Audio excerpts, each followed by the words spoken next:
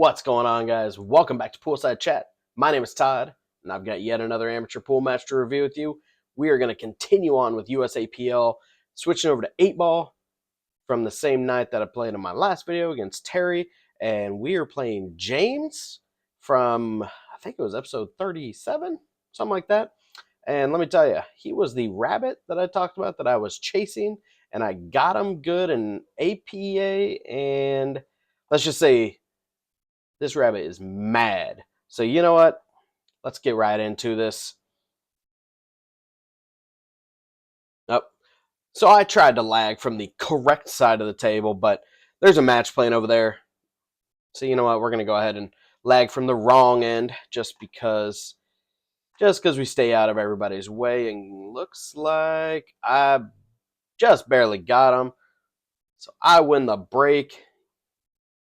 USAPL is alternate break, so it does slightly benefit you to get the first, because if it happens to go close to like a hill, you might have the match depending on handicap.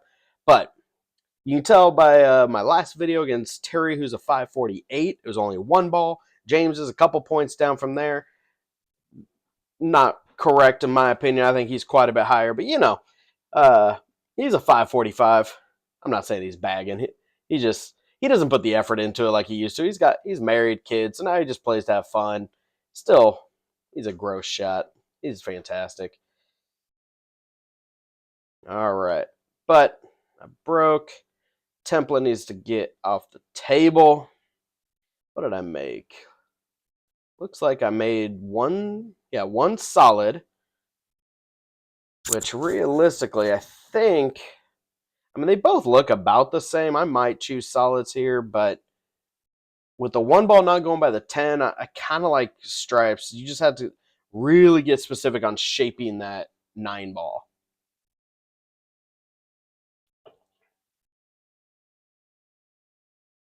But let's see. I think I might be starting with the 5. I think I'm trying to draw off the 5. Again, I'm okay with this. Because now I've got a couple options. Probably should go for the 2. Yeah, I really need to figure out the 1 ball, which if I can get the right shape, you know, where I can shoot between that 4-6 or 4-8, that 6 ball goes on that right side, right middle, if you will. Which in doing so, the cue ball should roll forward and lead me the 1 all the way up. So, yeah, basically I'm checking here for my line, because if I can make this 3 and just barely roll forward, keep me off the rail, but keep me, yeah, that looks good. Because now I've got a real good stop shot, and even if it pulls back, you know, an inch, it's fine. But stop shot this 4, that gives me the 6 into the side. Why am I hitting top? Guys, why was I hitting top?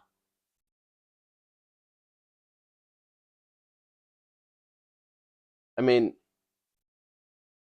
I know I'm a little close to the rail, but was I trying to get around behind the 10 to, because then I could shoot the 1 up, because the 6 does go by the 8, so I can just hit the 6, pull back a little bit for the 8 in the same pocket?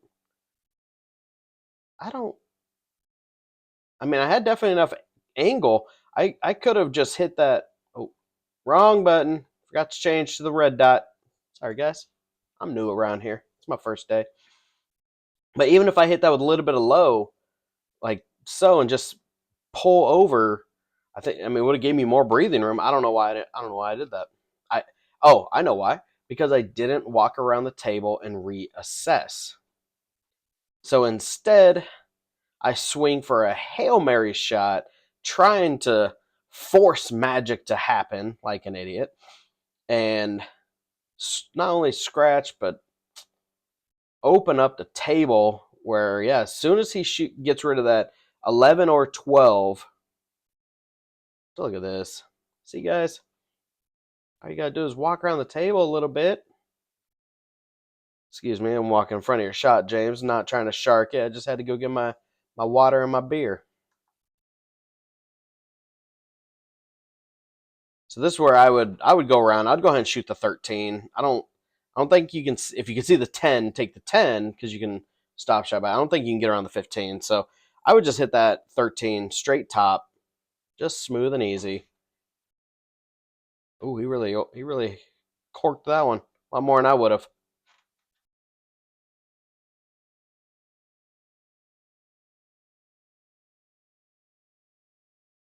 Yeah, I like.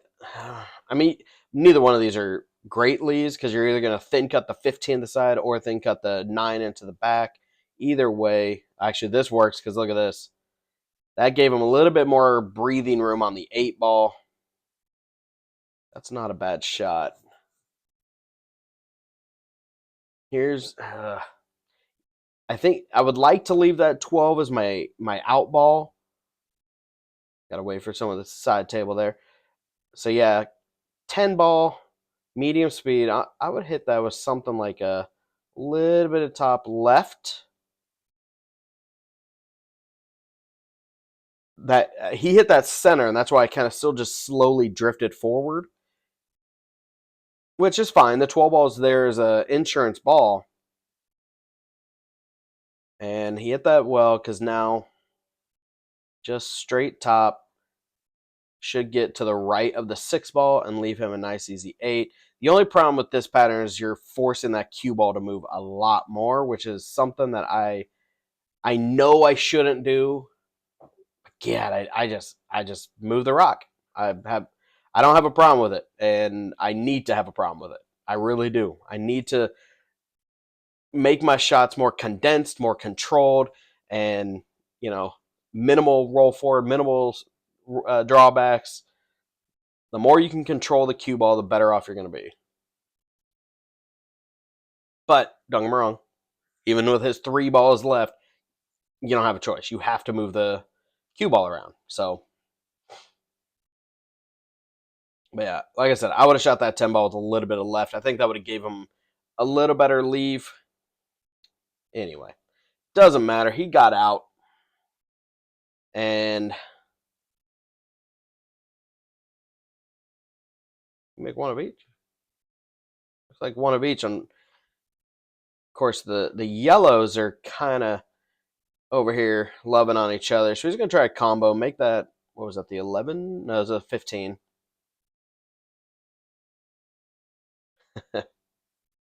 Kind of got a little unlucky with that, but on the other hand, very fortunate because at the same point, oh, he shot that real quick. He didn't even, if he would have stepped aside, it looked like it was wired to go in. It had a little bit of an angle to go in that corner, which means you just thin cut the, I think that was the 11 was the front ball.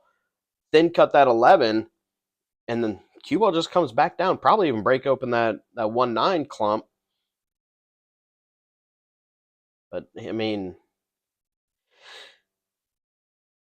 he didn't sell out.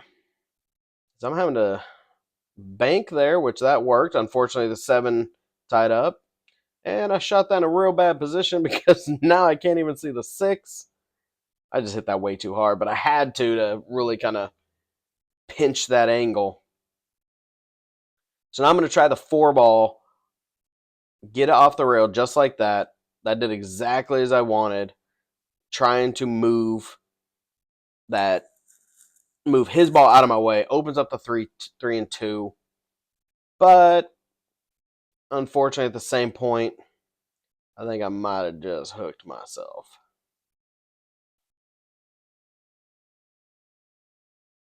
Looks like I'm jumping. We got big red, ladies and gentlemen. Means I'm just putting a little bit of low on this. I'm just going to hop right over. Ooh, just a bit to the left. Don't move it, don't move it, don't move it. And unfortunately, it set him up for a good, easy breakout. So now he can just hit this with some low left, hit an angle, crash into that 13, open that up.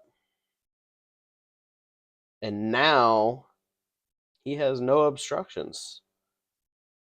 So he's going to start with the 1, or excuse me, start with the 9. Wrong yellow ball, Todd.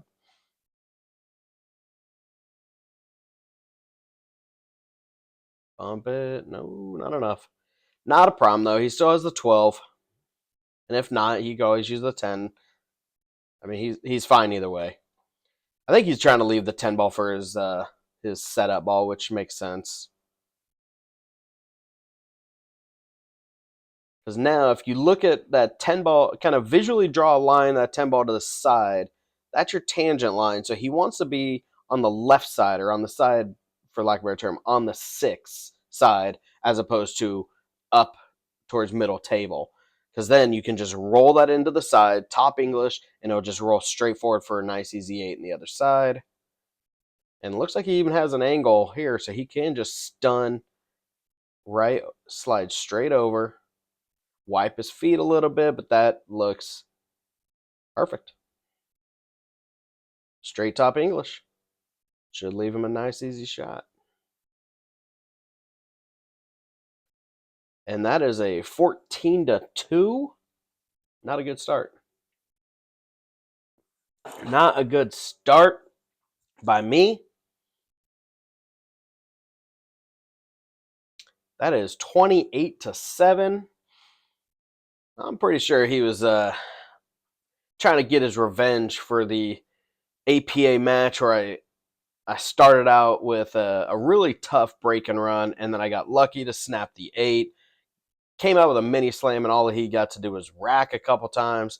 So he's like, all right, big boy, let's play. So we're playing 8 ball, a little bit of low left, and scratch. That is exactly how you want to start any match when you're down 2-0, or 28-7 in this case. Let's just give them ball in hand. You know, it's not APA where you got to start in the kitchen. It is true ball in hand. Do with it as you like.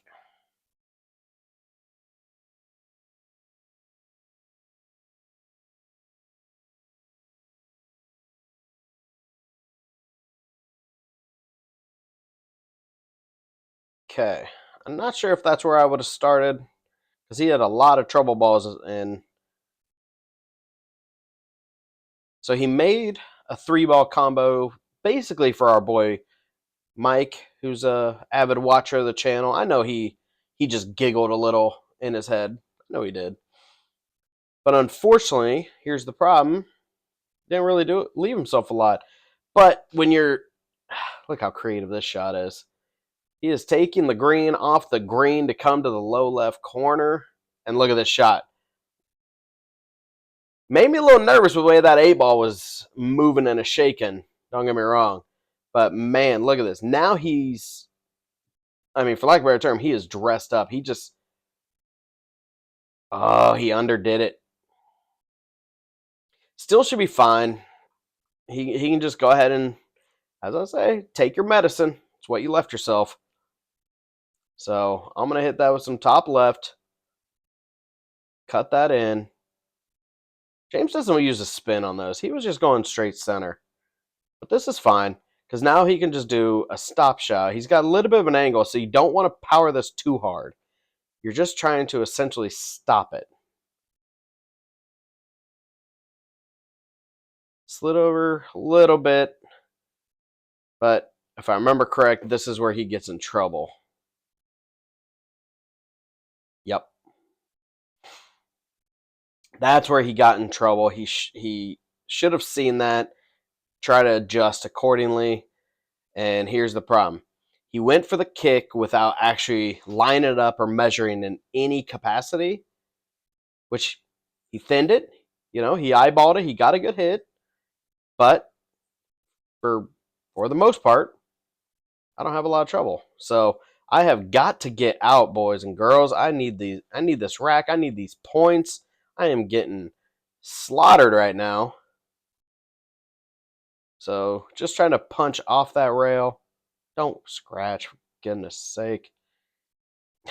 Left myself a whole lot of nothing. A little over a ball, so I'm just going to hit top. Just a two rail around. Leave myself that 5. Pump the 8. Left myself enough of the 2. I could have recalculated here and shift over to that 7, get the 1, but So now we're just going to stun to the side rail. Oh, man, I ripped some draw on that one. Holy cow. Top smidge right. Just to come out. There we go. And now we're just going to go straight low. Or actually, it looks like I'm going forward with 2 rail. Nope. See there, I should have just pulled draw and taken to the side. Here I am. You know, just when I say I feel like I'm learning, there's times I just get right into the swing of things and I stop thinking. But you know what? Still drilled it into the corner. 21-35. Trying to capitalize from a single mistake by Mr. James.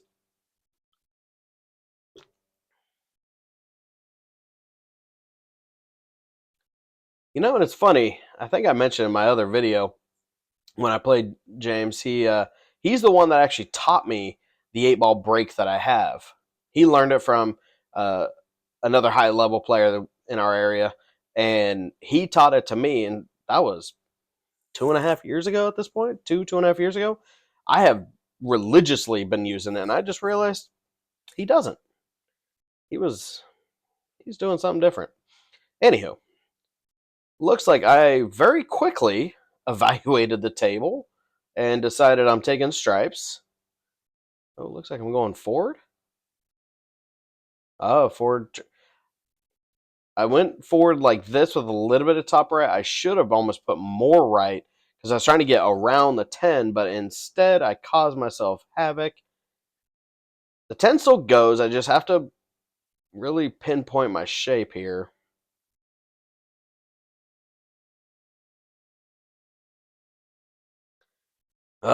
I was too busy worried about trying to force a run out versus just, I don't know, play smart. There was a lot of things I could have and should have done here. You know what? We got time, right? We got time. Let's back up. Let's back up all the way to here. So I could have drew back to take the 12. I could have really pulled back, go ahead and get the 9, leave the 12 as a future setup ball if need be. You know, I think the 13 goes by the 3 if I remember correct. You know, but the idea of going forward there, unless I can definitely spin to get around and go ahead and get the 10, which if I do, what am I going to leave myself anyway? Like, it's leaving myself inside that clump. I'm probably going to hit the 7. I mean, it's going to just take way more work than needed.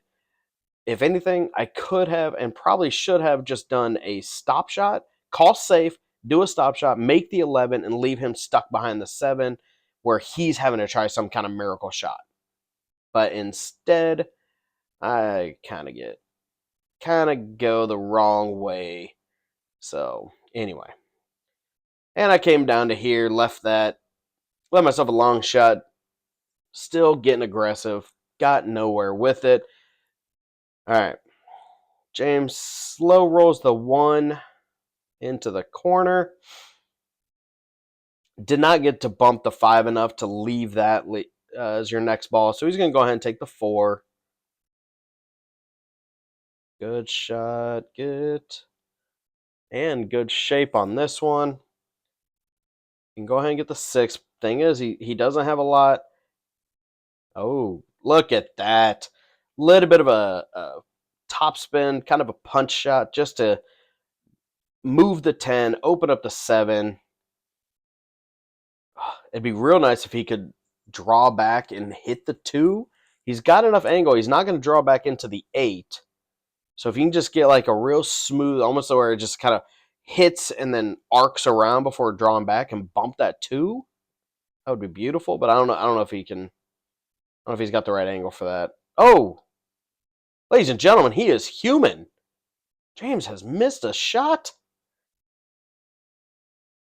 Goodness gracious.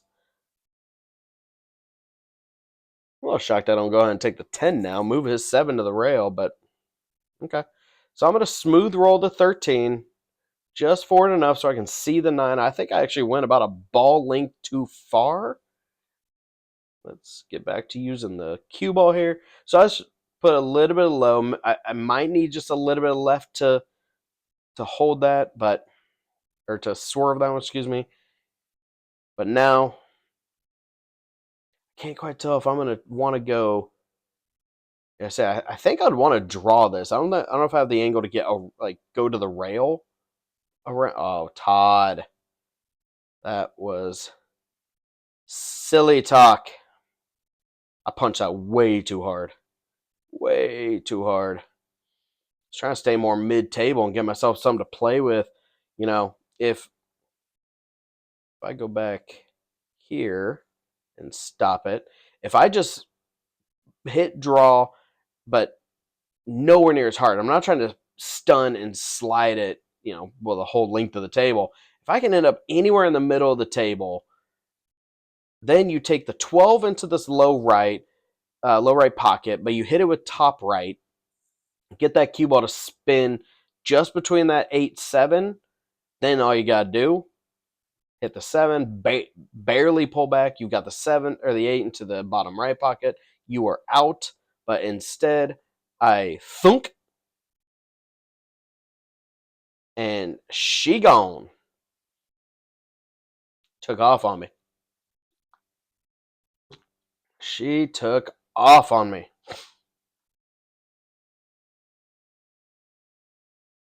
So now we're going to get aggressive. I don't know why the video just glitched like that, but hey, too thin. Did not get where I want, but you know what? Terry, if you're watching, all that good luck I had in our match, I used it all. I used it all. It's gone. Now I've scratched for James. I don't even remember how many times, but that is multiple shots. Now watch this shot. Watch this shot. This is gutsy. Like, I mean, perfect shape. Left him off the rail. I don't know if that's how I would have played that. I'll be honest. But that is a very good shot. Good speed. Left himself off the rail, but nice, comfortable. And now all he's got to do is take this one with some right spin. Basically get a nice little Z kick. And then watch this thing check up perfectly. And there we go. That puts James on the hill. So I knew I was down. I'm not scoring my matches. I'm not listening to them. It's not like APA where people call out the match and 26-49. You're not confirming scores in USAPL. You just confirm how many points the loser got. 3, 5, 7, whatever it is. So I didn't realize James was on the hill. I was waiting for our buddy Mike, who was in this low right corner scoring. Any other team, they always tell the guys, hey, James, you're on the hill. Well, I didn't know that James tells them, don't tell me, just let me shoot, because he doesn't want to know when he's on the hill. He doesn't want to think about it until the time has come and you say it's over. So I'm still thinking ultra aggressive. And had I have known he was on the hill and I needed, a couple racks, I think I would have been a little bit more defensive minded, at least at this rack, if not the previous one. But that's not to take anything away from James or Mike scoring. This is 100% me not being aware of my match and doing what I need to do. I am still thinking ultra aggressive, and I'm going to go ahead and start with the 5, Tried to spin over to get that 1 ball. Tried to spin over, get that 1 ball. I think I'm waiting on somebody. Only good news is I've got a good angle on that 4 that I can go ahead and hit it nice and firm, top English, and let it crash into the 3. Unfortunately, I was shooting the 4, not the 7.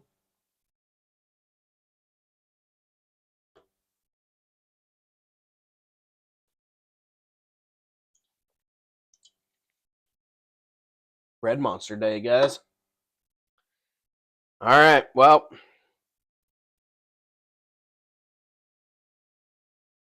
yeah, so if you've got enough gap on the 12, I would go ahead and crash into this, move the 15 out. Kind of moved a little bit further than I think he wanted, but looks like you can still. Yeah, I don't. Yeah, so he tried calling side. I'm like, I don't know if that's where you want. Cue balls can go in a bad place. Plus, it goes by. Oh, but he over calculated. So at least I'm taking my time. Looks like it's almost just a straight stop shot on the two ball, but you know what? I'm gonna try a safe. I needed just a little bit more power. Just trying to get him behind the two, because even if it goes a little past the two, then I had the six ball helping me out. But don't you worry, guys. We got a little bit more pool to go here. By the power of Mike, we're going for a long combo shot. I was gonna say, I thought it looked like the 11 goes by. It's just whether or not he could see it. He should be able to just straight top English. There we go. Not only could he see it, but that also opened him up. Look at this. This is gonna be a good shot. It's gonna crash straight over. Oh, he put too much low on it. He was trying to hold it for that. I don't know if he can get around. Okay. Yeah, I thought the one ball was a little bit too close. So, all right.